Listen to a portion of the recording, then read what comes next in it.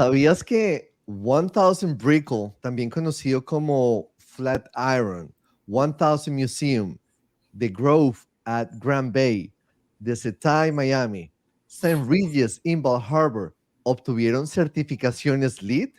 ¿Sabías que los edificios LEED no solo son geniales para el medio ambiente, sino que también hacen maravillas para la salud y la felicidad de quienes trabajan o viven allí? Imagínate trabajar en un lugar con aire fresco y mucha luz natural. Eso realmente puede hacer la diferencia en cómo te sientes cada día. Además, hay estudios como los de USGBC, los cuales muestran que estos edificios o que en estos edificios la gente está mucho más contenta, se queda mucho más tiempo en sus trabajos y hasta trabajan mucho mejor. Y esto y esto es especialmente importante en lugares con mucha rotación de personal, como en el sector de la hospitalidad, digamos, un hotel, por darte un ejemplo. Así que tener un edificio LEED podría ayudar muchísimo en mantener a los empleados contentos y comprometidos. Es interesante, ¿verdad? Es muy interesante, Andrés. Efectivamente, el tema convoca a muchas personas de todos los sectores, no solo del sector del inmobiliario. Mira, imagínate que la certificación es líder en las edificaciones sostenibles a nivel mundial. ¿Qué significa esto? Que términos como la sustentabilidad, que se denomina la administración eficiente y racional en el uso de los recursos naturales. ¿Qué significaría eso para una persona del común? Que no debemos excedernos en el consumo de aquellos elementos que generamos y que consumimos diariamente y que su generación no puede permitirse ser cortada por los seres humanos. Debemos tener un equilibrio y ese equilibrio nos lo da precisamente el término de sostenibilidad, que es esa posibilidad que tenemos de controlar de alguna forma el exceso de consumo de los recursos naturales. Esta certificación tiene por objeto incentivar a los arquitectos, a los constructores, a los diseñadores, para que elaboren sus proyectos con criterios de sostenibilidad y le apuntan a disminuir la huella ecológica. Sí, es súper interesante esta certificaciones LED o LEED, más allá de obtener la certificación, que ya es pues es un avance, pues, porque significa el compromiso de lo que es una sociedad que está más consciente con el impacto ambiental y los daños que estamos causando al planeta por el uso indiscriminado de los recursos. Entre las cosas que más bien interesantes que hay todo esto es que involucra una serie de parámetros como que son el uso eficiente del agua, la reducción de las emisiones de carbono, el tipo de material que estamos utilizando, el impacto ambiental que está causando todo aquello que estamos haciendo y los materiales que estamos haciendo, así como el uso más eficiente de la energía y todo lo que en el tema de construcción significa qué materiales vamos a utilizar. Por ejemplo, cómo reducimos la parte de lo que sería la irradiación, ¿verdad? Que eso significa si tienes más calor dentro de tu unidad o dentro de la edificación, eso significa que vas a necesitar más consumo de energía y a su vez para mantener un ambiente agradable dentro de la edificación, lo que va a hacer que porque la mayoría de nuestras fuentes de energía vienen del uso del carbono, de alguna manera, entre una y otra, entonces serían más emisiones de carbono. Entonces, Andrés, ¿qué te parece a ti esta iniciativa que se ha venido desarrollando en los últimos tiempos y ahora la gente lo está buscando con más ansiedad? Pues mira, Raúl, los proyectos inmobiliarios que han sido catalogados como LEED en Miami demuestran que es posible construir viviendas y edificios comerciales de manera sostenible y eficiente en el uso de los recursos. Eso es increíble. Y el uso de materiales sostenibles, como tú muy bien lo decías, los proyectos LEED utilizan materiales de construcción que son renovables, reciclables o reutilizables. Y si hablamos de eficiencia, que tú lo mencionaste con respecto al agua y la energía, si hablamos de eficiencia energética, los proyectos LEED están desarrollados, pensados en reducir el consumo de energía, y esto se puede lograr mediante el uso de sistemas de iluminación y sistemas de ventilación eficientes. La instalación de ventanas de alta eficiencia energética son solo uno de los muchísimos artículos que se pueden tal vez mejorar, o por lo menos tenerlos muy presentes cuando se está construyendo una propiedad, porque todas las propiedades necesitan ventanas. Entonces, el tener eso en cuenta hace que no solamente el edificio, ya sea comercial o residencial, o la casa, eh, pueda adquirir esa certificación, sino que estamos pensando en un futuro. Y uno de los muchos artículos que influyen en la, digamos, en la eficiencia del agua, em, los están haciendo para lograr, digamos, una estabilidad. Y el uso de dispositivos de ahorro de agua y la reducción de la demanda de agua en general es algo que los constructores tienen que tener muy en cuenta. Y lo mejor de todo es que estamos viendo proyectos súper chéveres donde uno de sus puntos claves es la salud y el bienestar. Sí, Andrés, haciendo acotación a lo que tú estás mencionando, Miami no se ha quedado atrás y Miami está trabajando muy seriamente en el tema de la purificación del agua. ¿Y a qué le apunta esto? A esos principios que la Organización de Naciones Unidas establece como principios básicos para la sostenibilidad, y es precisamente mejorar la calidad de vida.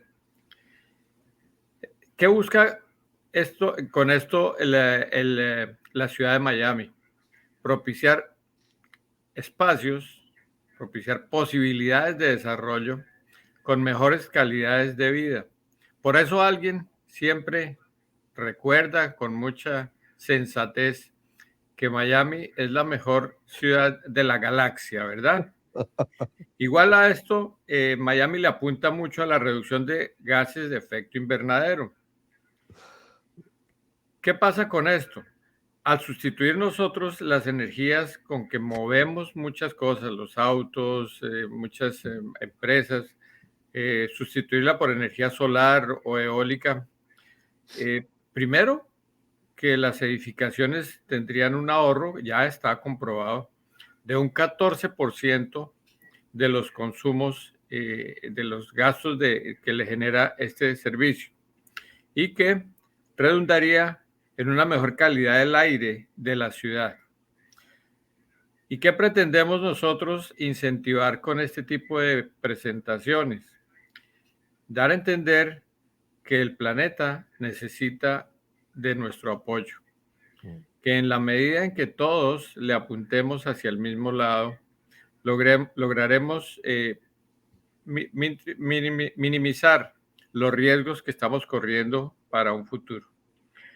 Y otra cosa interesante que yo veo en Miami es que si ustedes observan los sistemas de transporte, la movilidad que se está generando, ya empiezan a haber muchos buses del servicio público que ahorita es escaso, es incipiente, es muy reducido, pero con ese gran aviso, buses eléctricos.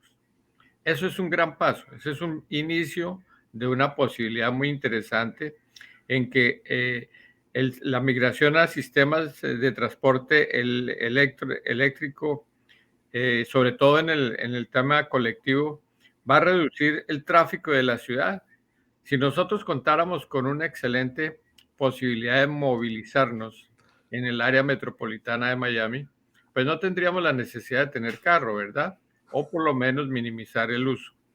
Yo sé que Andrés prefiere el carro y sobre todo el mecánico, que entre otras cosas es un mayor consumidor de combustible. Pero son posturas respetables, respetables y seguramente entrará en poco tiempo en razón y cambiará su vehículo por uno eléctrico. Ya, Armando, o sea, ahí ya que me tocaste, como dicen en la vena, porque transporte público, no, al menos de que sea un Gulfstream o un yate o un cohete a Marte, pero de resto prefiero estar con mi ambiente controlado, ir a donde yo quiero. Y sí, aquí en Miami no existe el transporte público. Por más que haya buses, por más que haya un metro, un Metromover, eso no es nada. Tenemos una densidad de población exagerada. El tráfico aquí ya, yo creo que está peor que el de Los Ángeles, el cual es el peor del planeta, yo creo. Y yo sé que hay ciudades con problemas como en Bogotá, como en México, etcétera. Pero aquí realmente el transporte público no existe, o sea, es ineficiente. Y lo que tú dices es algo que en algún momento, años atrás, Elon Musk con su compañía The Boring Company pensó, o mentira, no pensó, uno de los proyectos de la ciudad o del estado de la Florida en estos momentos, esto es algo actual, es el poder construir un túnel que te permite atravesar dos condados prácticamente, va desde Miami hasta Florida. Y es un túnel supuestamente, y me imagino que solamente si lo hace The Boring Company es porque va a ser de uso exclusivo para Tesla. Entonces, eh, ese tipo de vías o medidas de mejorar el transporte hacen que una ciudad se mueva más eficientemente. Y en Miami aún no lo tiene. Pero sí lo mejor, o sea, lo que más me gusta es que Miami es la ciudad del futuro. Estamos en el futuro y Miami está muy adelantada en cuanto a construcción. Y tiene Es- proyectos increíbles que muchas personas no se dan cuenta de lo que está sucediendo, pero la ciudad ha hecho unas mejoras espectaculares. Pero si tú te das cuenta, ¿a qué le está apuntando la ciudad? A mejorar ese tipo de posibilidades de transporte masivo, a crear esa conciencia, a recuperar ese sentir como el tuyo de rechazo hacia una alternativa válida, como es la movilidad colectiva en medios eficientes. Esto durará algún tiempo, pero seguramente, con las dinámicas de la ciudad, con esa intencionalidad que tiene la administración de ser la ciudad pionera, la ciudad ejemplarizante, la ciudad dinámica, que redunda incluso en nuestra actividad inmobiliaria, le debe apuntar a la peatonalización de muchas vías. Y de hecho, si tú ves en Downtown, ¿qué ha pasado? ¿O qué visibilizas tú en esos sectores donde apenas inician incluso obras, eh, pero ya se ve la intención de peatonalizar unos sectores? Sí, todos aquellos que estamos acostumbrados a movernos en nuestros vehículos de alta gama, altos consumos energéticos y todo eso, tendremos que repensarlo, tendremos que acomodarnos a esa situación, porque nos van a llevar a eso, nos van a llevar a bajarnos del automóvil en cierto momento y a peatonalizar las vías y a hacer una ciudad más amable, más vivible, más racional, más humana. Y yo invito a Andresito, con todo el cariño del mundo, a que reflexionemos sobre esa posibilidad y que incentivemos esas iniciativas como válidas para el desarrollo de esta ciudad, para que alguien más siga diciendo que es la mejor ciudad de la galaxia existente. Pero muchachos, yo pienso que la parte para poder hacer un desarrollo está bastante eh, retador el tema acá en Florida y como muchas otras ciudades por el tamaño y las dimensiones de nuestras ciudades. Las personas que viven, por ejemplo, en Brickell pueden tener una vida un poco más como vamos a decir, más eficiente con respecto al tema de emisiones de gas y eficiencia en consumo y hacia todo aquello que estamos apuntando. ¿Por qué? Porque se van a desenvolver dentro de la misma ciudad. Entonces, todos esos medios de transporte que están haciendo internamente van a ser utilizados por los que habitan en ese lugar. Pero, por ejemplo, los que estamos fuera de Brickell o de otras ciudades, de ese centro, de lo que es Miami, siempre vamos a necesitar el uso del transporte, nuestro transporte. Parte de lo que también nos está ayudando mucho es la nueva era de tecnología y las comunicaciones. Antes tenías que ir a un sitio para, por ejemplo, si tenías una reunión en Brickell, era una reunión presencial. Ahora ya se usa y se acepta como una reunión perfectamente válida esto que estamos haciendo nosotros, que es transmitir mensajes a través de todos los medios y canales posibles que hay de streaming, de Zoom, etcétera. Entonces, eso de alguna manera va a ayudar a que se reduzca ese traslado entre ciudades, entre unas ciudades y otras, el commute que llamamos acá.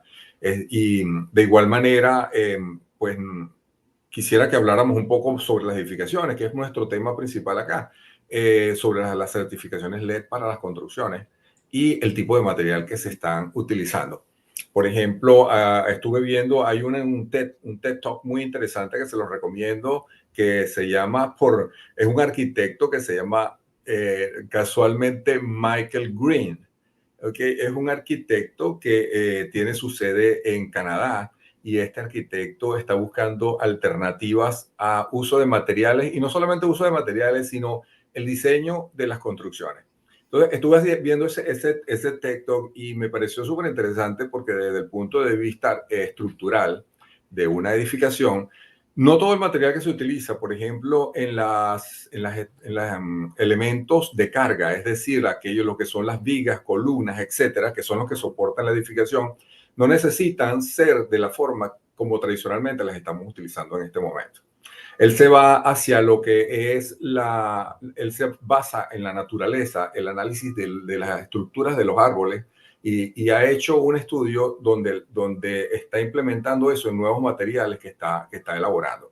¿Cuáles son estos materiales? Son materiales a base de fibra vegetal natural que mezclado con otras sustancias permiten y hacen un elemento de mucha resistencia y capacidad, tanto para la compresión como para la flexión.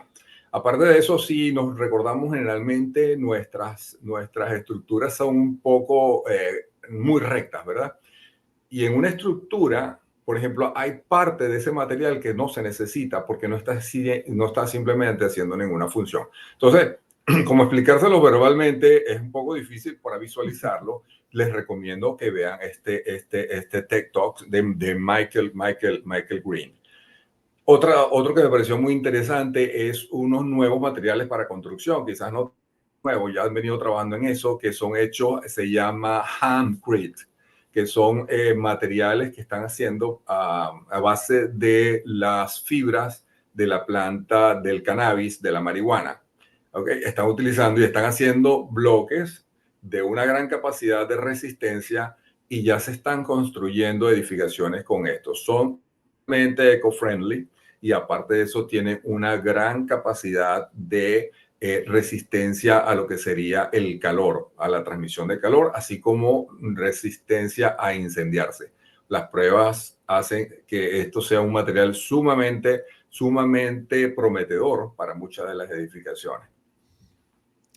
Y mira, Raúl, o sea, ya que tú estás hablando de lo que es el uso de hemp, que es la fibra de la marihuana, la fibra de la marihuana es algo que desde hace muchísimo tiempo trataron de sacar al mercado, pero la industria del algodón siempre ha tenido su rivalidad, por decirlo de esa manera, y ellos fueron los que causaron que la marihuana en algún momento se convirtiera en algo ilegal.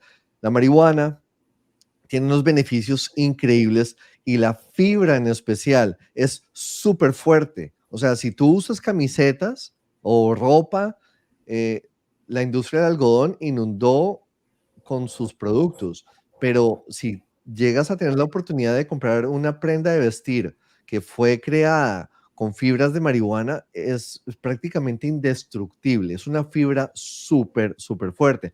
Y yo sé que tú tenías algo en mente, Armando. Cuéntanos. Sí, mira, no, regresando un poquitico al tema, quisiera recordarles en el proceso de certificación LEED qué elementos son los que se tienen en cuenta.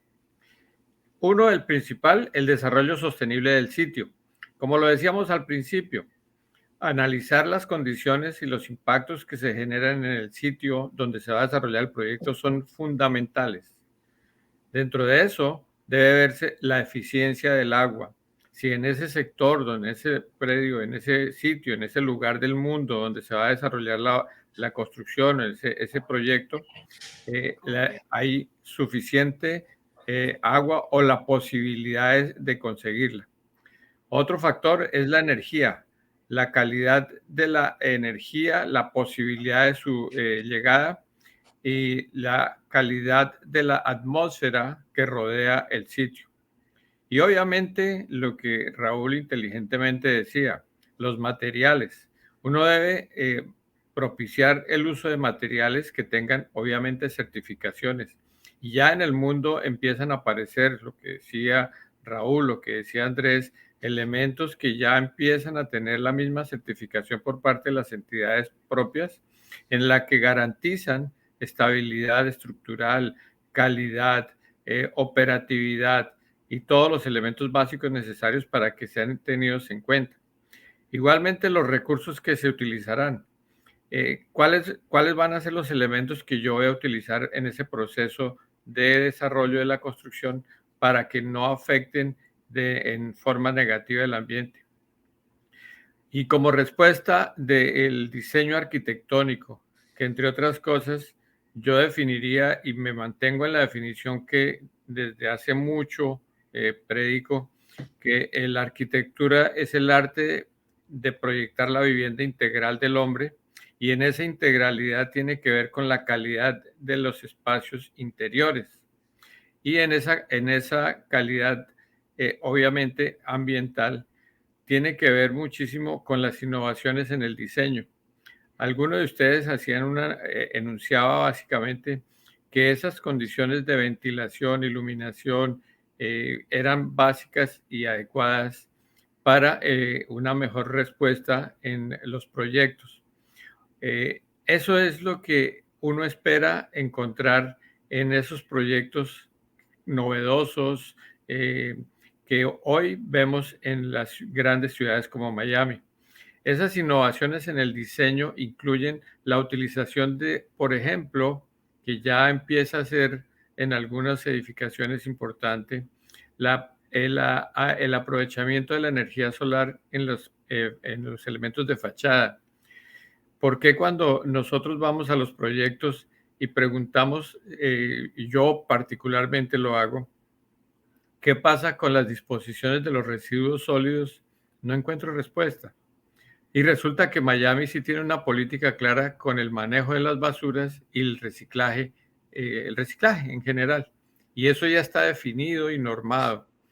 Seguramente, y alguien hablaba muy inteligentemente, que la gente no se metía en el negocio de la basura por considerarlo algo feo, pero resulta que es una actividad muy lucrativa y muy importante para varios efectos.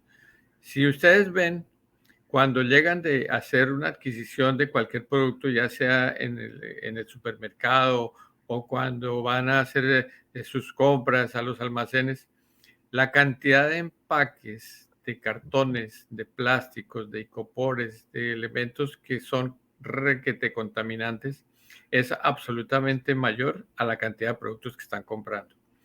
La generación de esos residuos está ya generando dificultades. Vemos incluso las respuestas que tienen las empresas que se ven ahogadas en esa posibilidad de atender a la ciudadanía y empiezan a buscar alternativas. La más fácil, agrupar estos residuos y de pronto aparecen montañas, donde en un valle que no hay montañas, aparece una montaña, muy importante. Eso tiene todo un proceso y tiene un sentido y lo interesante es el buen manejo y aprovechamiento de esa misma posibilidad. ¿Ustedes sabían que esas montañas y la acumulación de residuos genera gases?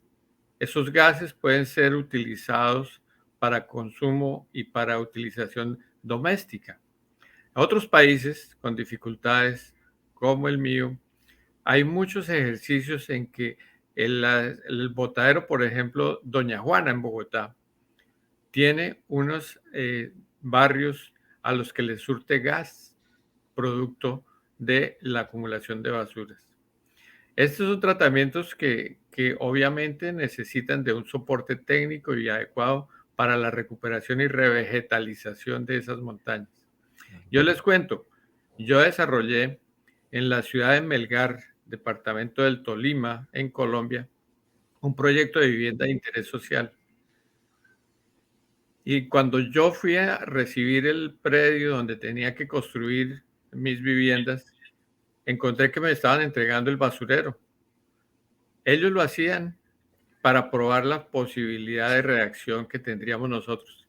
Yo como constructor dije, acepto el reto.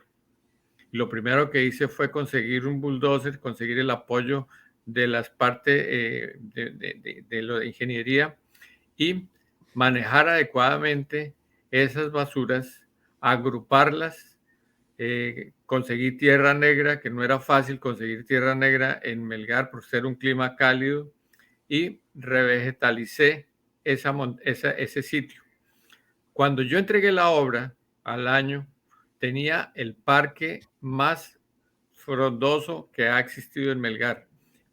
Yo le puse algunos árboles, alguna vegetación, para que esa posibilidad de vivienda y de ese entorno fuera más agradable para los habitantes.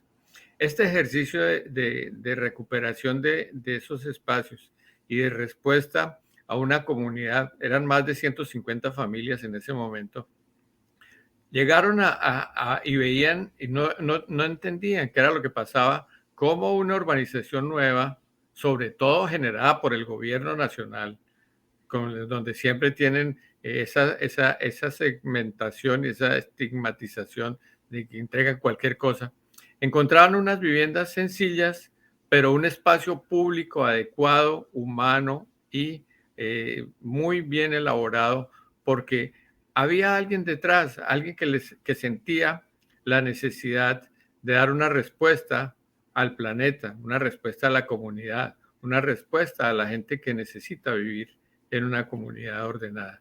No sé ustedes qué opinan de eso, señores. Pues mira, Armando, todo esto que tú estás mencionando tiene relación a uno de los puntos que a mí personalmente más me gustan o disfruto mucho de esta certificación LEED, y todo está atado a lo que es la salud y bienestar. Y los proyectos LEED están diseñados para mejorar la salud y el bienestar de los ocupantes. Y esto se puede lograr mediante la mejora de la calidad del aire interior, la reducción de la contaminación acústica, lo cual es algo que muchas personas no tienen presente, no sé por qué, pero a mí es personalmente, lo tengo muy claro, no me gusta cierta cantidad de ruido, y la promoción de la actividad física. Entonces, lo que estamos viendo en Miami es algo increíble, y esto se está expandiendo prácticamente a nivel estatal, y son estos nuevos proyectos que lo tienen muy claro, que saben que no solamente están construyendo un proyecto para 100, 200, 300 o 100 familias o 1000 familias, sino que están buscando la manera de mejorar la calidad de vida y mejorar obviamente el ambiente. Entonces, como para cerrar, yo creo que los proyectos LEED tienen una serie de beneficios, tanto ambientales, económicos, y estos beneficios incluyen la reducción de las emisiones de gases de efecto invernadero, lo que decías tú, Armando y Raúl, el ahorro de energía y agua, mejora de la calidad del aire interior y el aumento del valor de la propiedad, que eso es lo que todos los inversionistas están buscando que su propiedad se valorice. Y aquí tenemos en Miami unos proyectos espectaculares que ya están creciendo con esa mentalidad. Y Miami es una ciudad que está comprometida con la sostenibilidad. La ciudad ha aprobado una serie de ordenanzas que requieren que los nuevos edificios cumplan con los estándares LEEDs.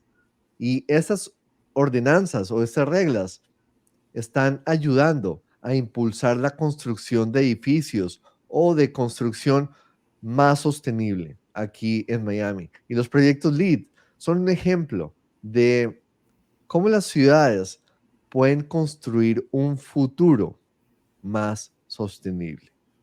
Si tienes preguntas, recuerda suscribirte a We Are Real Estate Miami y compartir todos nuestros videos con tus amigos y familiares. Nos tenemos que ir. Hablamos luego. Chao. Gracias. Ay.